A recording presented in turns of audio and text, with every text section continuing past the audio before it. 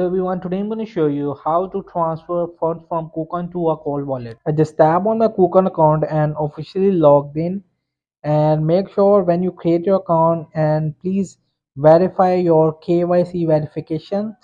So I will just move in my top right corner bottom is a asset option. So when I get in, so here is the funding option. So I just tap on this funding option.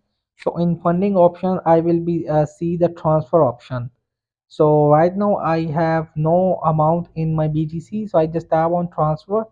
And if you want to send from your funding to someone else wallet like Trust Wallet, Coinbase, and if you want to send that directly in your bank account, so you will just tap to select it. Right now I don't have another options because I don't complete my KYC verification. So when you complete your KYC verification, and then you will be able to see the more options to transfer your funds. So when you will just select the coin and hit the amount and just tap on confirm button. Thank you. Hope this video helped you. Please don't forget to like and subscribe and get notified for more videos.